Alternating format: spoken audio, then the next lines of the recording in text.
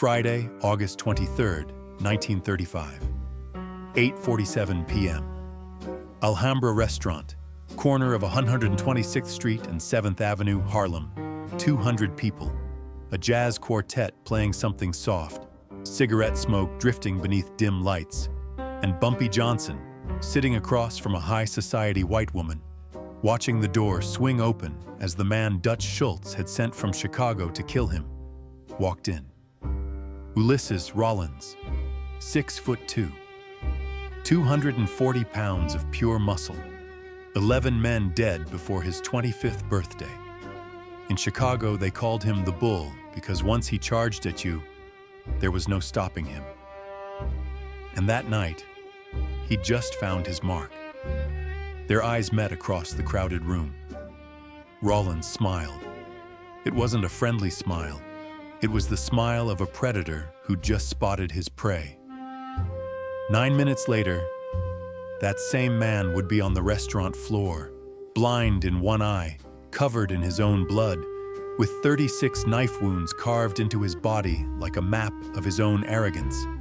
And Bumpy Johnson would be sitting back at his table, straightening his tie, ordering spaghetti. But to understand how a professional killer ended up shattered on a Harlem restaurant floor, you first need to understand who Bumpy Johnson was, and more importantly, what it meant to try and kill him on his turf. Harlem, 1935, the black heart of New York, a place where the music was jazz, the money was dirty, and power didn't come from Wall Street but from the streets. Ellsworth Raymond Johnson, known as Bumpy from a bump on the back of his skull, was 30 years old and already a legend. He'd arrived in New York from Charleston, South Carolina at 15.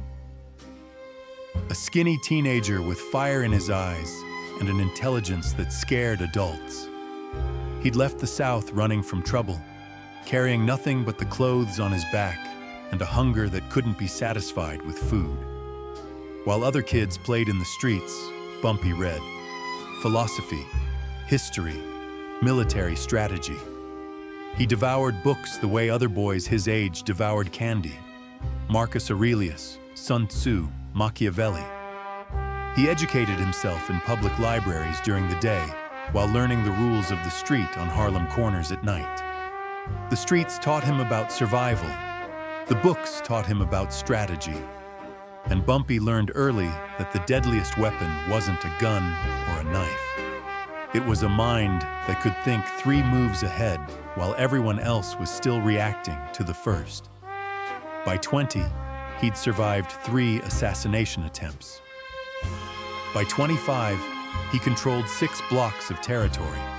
By 30, he was the man Madame Stephanie St. Clair called when she had a problem that needed solving permanently.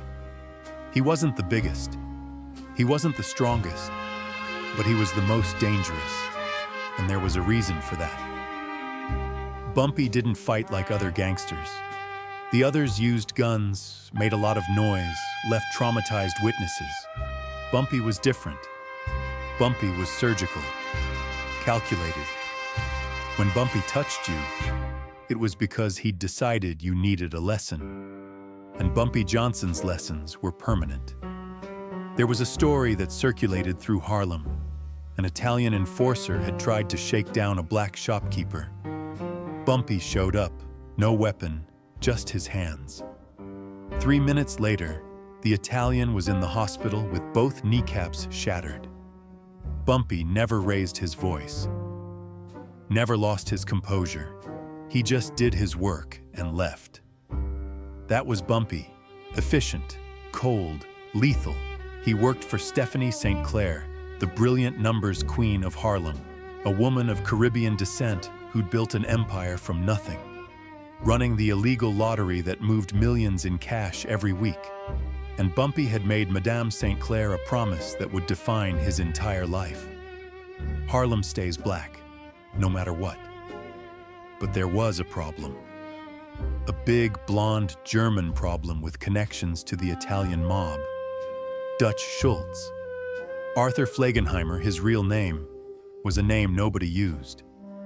On the streets, he was Dutch Schultz, and that name alone was enough to make hardened men look away. He'd started selling beer during Prohibition, working his way up from a two-bit bootlegger to one of the most feared crime bosses in America. Now he controlled a criminal network that stretched from the Bronx to New Jersey. Schultz was a German-Jewish mobster who controlled half of New York's underworld. Bootlegging, extortion, contract killings. If it was illegal and made money, Schultz touched it.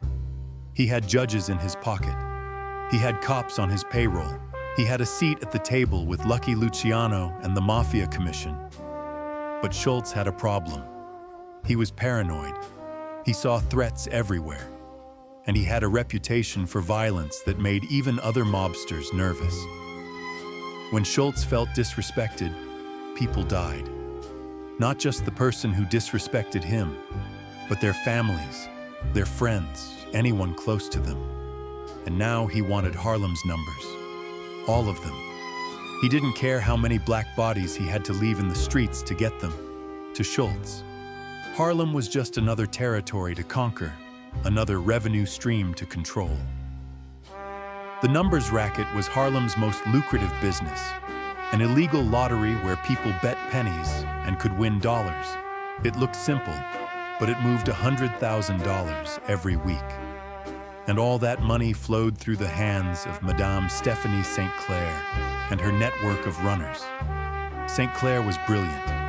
She'd come from the French West Indies with nothing. Now she was the richest woman in Harlem. She controlled the numbers with an iron fist. But she knew Dutch Schultz was different. He wasn't some corner thug you could scare off. He was an empire with infinite resources. That's why she needed Bumpy Johnson. For months, Schultz had been sending dozens of men into Harlem. Italian muscle, Irish hitmen, killers with credentials and reputations. Bumpy and his crew of 9 had been picking them off one by one. It was easy, Bumpy's wife would later write, since there were few white men walking around Harlem during the day. But Schultz was getting desperate. He needed someone who could handle Bumpy Johnson, someone who wasn't afraid, someone who could match Bumpy's violence with his own. So he called Chicago, and Chicago sent him Ulissiz Rollins. Rollins's reputation preceded him like a shadow. In Chicago, he worked for the outfit, Al Capone's mob. When Capone needed to send a message that couldn't be misunderstood, he called Rollins. It wasn't just his size, 6'2", 240 pounds of pure muscle. It was his method. Rollins didn't kill quick. Rollins made spectacles. Once he'd beaten a man for 20 minutes in an alley while a dozen witnesses watched, petrified. The message was simple. This is what happens when you cross the wrong people. 11 men dead before his 25th birthday. That was his official count. Rumors spoke of more, many more, bodies that were never found. Men who simply disappeared after Rollins received a name and an address. In Chicago, they called him the Bull because once he charged, there was no stopping him. He was relentless. He didn't negotiate. He didn't listen to pleas. He just executed orders. Schultz paid him $5,000 up front, more money than most men saw in a year. He promised another $10,000 if he eliminated Bumpy. The instructions were simple and brutal. Make it loud. Make it public. I want every numbers runner in Harlem to know what happens when they resist. Rollins arrived in Harlem on a Tuesday. By Thursday, the whole street knew Dutch Schultz's new enforcer was in town, and he was looking for Bumpy. But here's what Rollins didn't understand about Harlem. What no outsider ever seemed to understand. In Bumpy's neighborhood, the streets had eyes. The kid shining shoes on the corner, the newspaper vendor, the women selling flowers on corners. They all worked for Bumpy. They all reported to Bumpy. By Friday morning, Bumpy knew Rollins was in town. He knew what hotel he was staying at. He knew what he ate for breakfast. He knew Rollins was carrying a .45 caliber pistol in a shoulder holster and a knife in his boot. And Bumpy knew something else. Rollins was watching him. The difference was simple. Rollins thought he was the hunter. Bumpy knew he was being hunted. And when you know you're being hunted, you have two choices: hide or become the hunter. Bumpy never hid. That Friday night, Bumpy had a date. Not with a Harlem girl, but with Helen Lawson, a senior editor and film critic at Vanity Fair magazine. A white woman, sophisticated, educated at Vassar College. She wrote reviews of Broadway shows and interviewed movie stars. They'd met 3 weeks earlier at a jazz club. Helen was researching an article about the Harlem Renaissance. Bumpy had been intrigued by this white woman who wasn't afraid to sit in a black club, who asked intelligent questions, who saw Harlem as more than just crime and poverty. Dinner at the Alhambra, Bumpy had suggested. Best jazz in Harlem, and the food's not bad either. Helen had said yes. The Alhambra Bar and Theater was Harlem royalty. Duke Ellington had played there. Billie Holiday had sung there. Cab Calloway had debuted new songs on that stage. The walls were lined with photographs of every jazz legend who'd ever walked through those doors. Friday nights, the place was packed with 200 people. Musicians, hustlers, intellectuals, working folks who'd saved all week for one night of elegance. Everyone who was anyone in Harlem came to the Alhambra. It was where deals were made, where reputations were built, where the pulse of Harlem could be felt most clearly. Bumpy arrived at 8 p.m. dressed in a charcoal gray suit with a burgundy tie. His shoes were polished to a mirror shine. His fedora sat at a precise angle. He looked like a banker, not a killer. Helen was already at the table. She wore a blue dress and pearls. They ordered drinks. The conversation flowed. She asked him about growing up in Charleston. He asked her about working at a magazine where she was one of only 3 women. The jazz quartet was playing something soft and low. The atmosphere was perfect. And then at 8:47 p.m., the door opened. Bumpy saw him immediately. The way Rollins moved, shoulders back, eyes scanning the room like a predator, told Bumpy everything. This wasn't a man coming in for dinner. This was a man hunting his target. Helen noticed Bumpy's posture change. The relaxed gentleman she'd been talking to vanished. In his place was something harder, colder. "Bumpy?" she asked. "Is something wrong?" "No," Bumpy said quietly, not taking his eyes off Rollins. "Everything's fine. Excuse me for just a moment." Rollins made his way through the tables deliberately, taking his time. He wanted everyone to see this. This was the job Schultz had paid him for, a public execution. When he reached Bumpy's table, he stopped. He was standing. Bumpy was sitting. The power dynamic was clear. Or so Rollins thought. "You Bumpy Johnson?" Rollins asked loud enough for nearby tables to hear. "Depends who's asking. Dutch Schultz sends his regards. Says you've been a problem. Says problems need solving." The jazz quartet was still playing, but the conversations around them were dying out. People sensed something was about to happen. "Tell Dutch," Bumpy said calmly, "that Harlem already solved its problem with him. He just doesn't know it yet."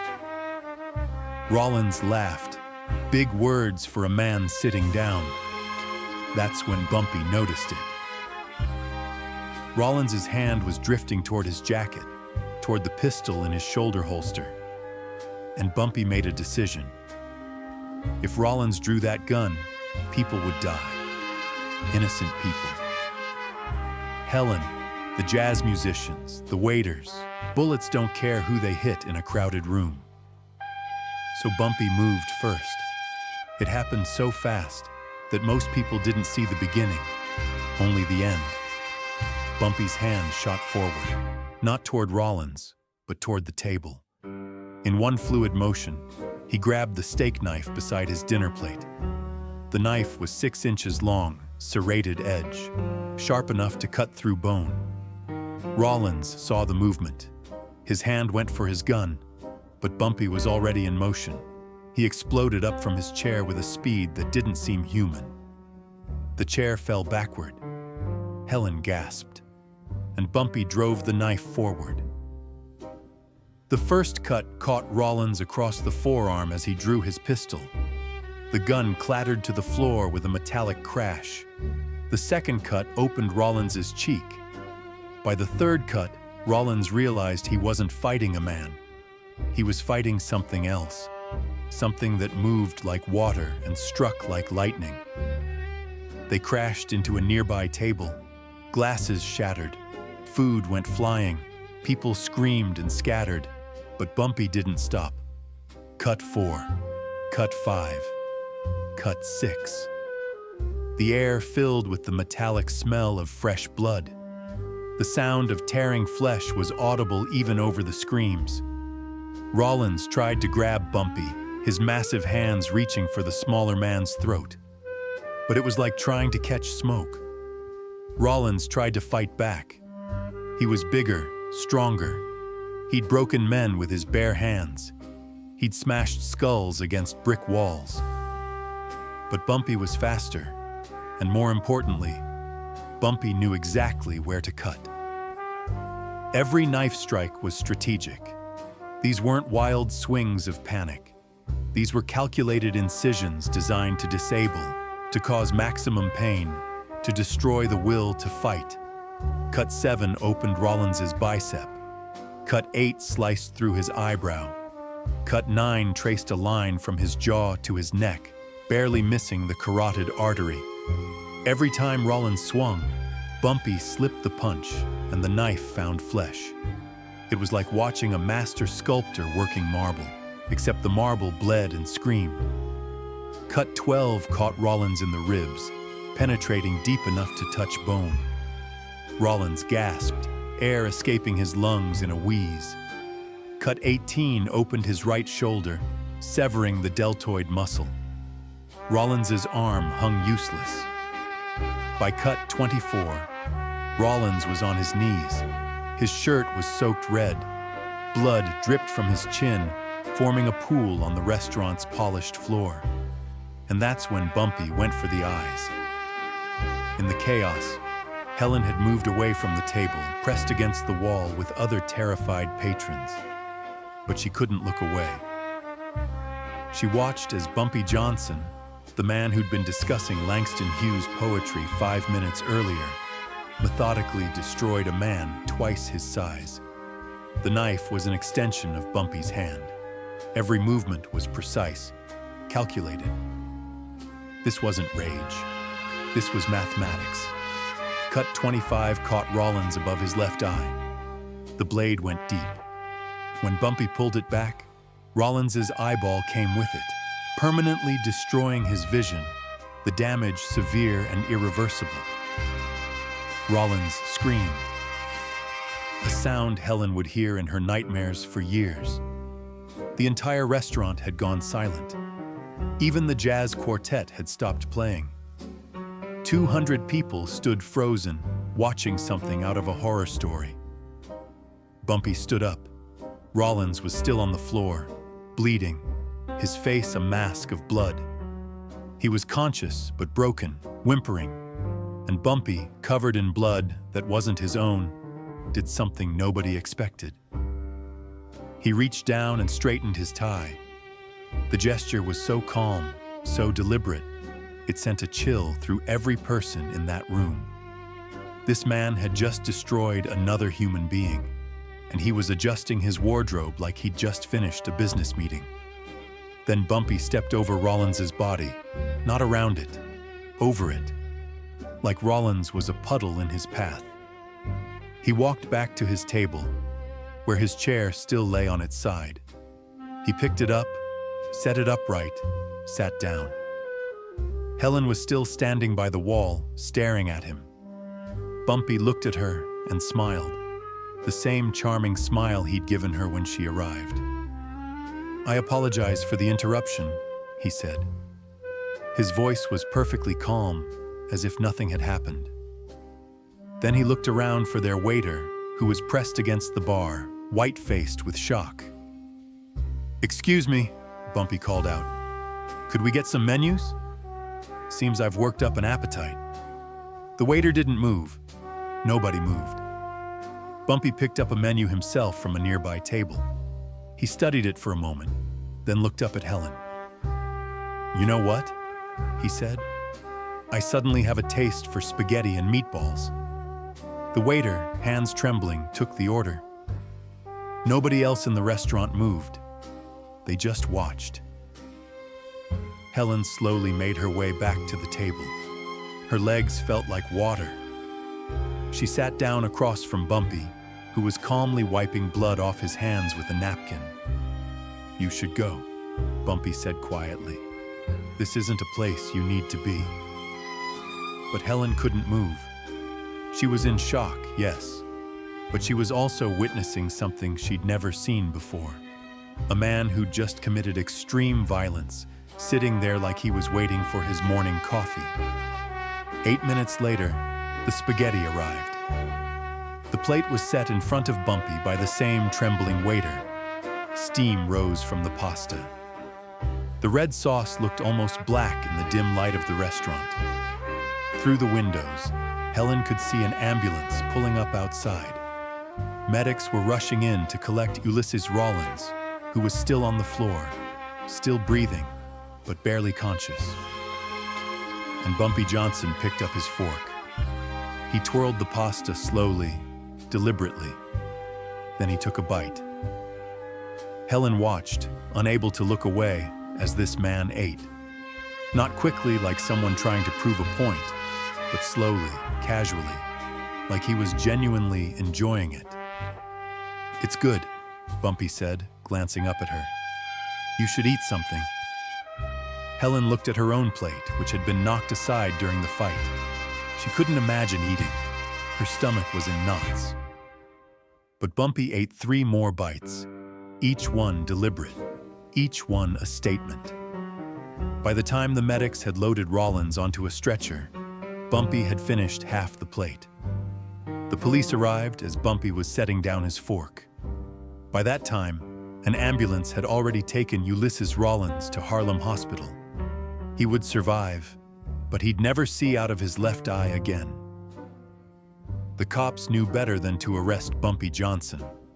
Half of them were on his payroll. The other half knew that in Harlem, Bumpy was the law. "Self-defense," one officer wrote in his report. "Victim drew weapon first. Multiple witnesses confirm." By Saturday morning, the story had spread through Harlem like wildfire. Not just the violence. Everyone in Harlem had seen violence. But the way Bumpy had ended it, the spaghetti, that detail became legendary. Men told their sons, women told their daughters. That's how Bumpy Johnson handles his business. Cool as ice, even with blood on his hands. The story reached Dutch Schultz by noon. Schultz was in his office at the Harmony Social Club in the Bronx when his lieutenant came in, white-faced. "Boss, Rollins is in the hospital. Bumpy Johnson cut him to pieces in a restaurant. Took his eye out." Schultz put down his cigar. "Is Rollins dead?" "No, but then he failed." Schultz stood up and walked to the window. "You know what the problem is? We keep thinking we can intimidate these Harlem boys. We keep thinking if we send in someone bigger, meaner, stronger, they'll back down. So what do we do?" Schultz was quiet for a long moment. Then he said something that would change the course of mob history. "We leave Harlem alone." "What?" "You heard me. Bumpy Johnson just sent a message. And the message is Harlem's not for sale. We've lost 40 men trying to take that neighborhood. 40. And Johnson isn't even breathing hard." Schultz turned to face his lieutenant. "Call Lucky Luciano. Tell him we need a sit-down. Tell him we need to make a deal with Bumpy Johnson. 6 months later, Dutch Schultz would be dead, killed on orders from Lucky Luciano. And Bumpy would negotiate the deal that would make him the godfather of Harlem. The first black man to sit at the table as an equal with the Italian Mafia. But that Friday night in 1935, at the Alhambra Restaurant, Bumpy was just a man having dinner. A man who ordered spaghetti while another man's blood was still wet on the floor. After the police left, Helen asked Bumpy to take her home. She couldn't stay in that restaurant another moment. The smell of spaghetti sauce mixed with blood had made her sick. "I'm sorry you had to see that," Bumpy said as they walked out into the Harlem night. Helen was quiet for a moment, then she said, "That man came to kill you." "Yes. And you knew he was going to?" "Yes. So the whole dinner was what? A trap?" Bumpy stopped walking. He looked at Helen with something that might have been sadness in his eyes. "I didn't set a trap. I just lived my life. But when a man comes to kill you in front of innocent people, you handle it fast and you handle it final. So everyone knows what happens next time." Helen would write about that night years later in a memoir that would never be published. She described Bumpy as the most contradictory man I ever met. A killer who quoted poetry, a gangster who tipped his hat to old women, a violent man who seemed to carry the weight of his violence like a cross. The story of the 36 cuts became legend in Harlem. But here's what most people missed. Bumpy didn't just destroy Ulissiz Rollins that night. He destroyed the idea that Harlem could be conquered by outside forces. Every mobster in New York heard the story. Every politician, every cop, and they all understood the same message. Harlem protects its own. Bumpy Johnson would rule Harlem for the next 30 years. He'd go to prison twice. He'd serve time in Alcatraz, where even the hardest killers would treat him with respect. He'd negotiate with the Italian Mafia as an equal, not as a subordinate. He'd protect Malcolm X when nobody else would dare. He'd become a legend that would transcend his own life. But that summer night in 1935, at the Alhambra Restaurant, with 200 witnesses watching him step over a bleeding man and order spaghetti, Bumpy Johnson taught Harlem and the world a lesson about power that remains relevant today. Real power isn't just violence. Any thug can kill. Any criminal can pull a gun and squeeze a trigger. That doesn't require intelligence. It doesn't require control. It only requires a lack of humanity. Real power is control. It's precision. It's the ability to destroy a man and then calmly straighten your tie. It's the difference between a wild animal and an apex predator. The animal attacks with rage. The predator attacks with purpose. It's sending a message so clear, so final, that you never have to send it again. After that night, nobody else came from outside to try and take Harlem. Not because they were afraid of dying. In that business, death was part of the job. They were afraid of what Bumpy represented. A man who could exercise extreme violence without losing an ounce of composure. That was the lesson. It wasn't about the 36 cuts. It was about the spaghetti. It was about a man so in control of himself that he could go from destroying a human being to enjoying a meal in a matter of seconds. That's what separated Bumpy Johnson from every other gangster of his era. He wasn't the most violent. He was the most controlled. And in a world of chaos, control is the real power. Ulissiz Rollins never returned to Harlem. In fact, he tried to kill Bumpy one more time weeks later at Frank's Restaurant on 125th Street. He fired a shot that missed Bumpy but killed an innocent woman standing nearby. That was Rollins's last act as a free man. He disappeared after that. Some say Bumpy's men found him. Some say he fled back to Chicago. Nobody knows for sure, but everyone knows this. After that night at the Alhambra, when anyone mentioned Bumpy Johnson's name, they did it with respect. Or they didn't mention it at all. Years later, an old man who'd been at the restaurant that night was asked what he remembered most. He thought about it for a long time. His eyes got distant, like he was back in that room, smelling the blood and the sauce, hearing the silence that followed the violence. Then he said, "The spaghetti." I remember thinking, this man just took another man's eye out, and he's sitting there eating pasta like it's Sunday dinner. Not pretending. Actually eating it, actually tasting it. That wasn't an act. That was control at a level I'd never seen before and haven't seen since. That's when I knew. That's when we all knew. Bumpy Johnson wasn't just dangerous. He was something else, something colder, something more calculated, something you don't forget even when you try. And that's the truth about legends. They're not born in the big moments. They're born in the small ones, in the details, in the way a man adjusts his tie, in the way he steps over a body, in the way he orders spaghetti. 36 cuts, one message, one legend. That was the night Harlem learned who Bumpy Johnson really was.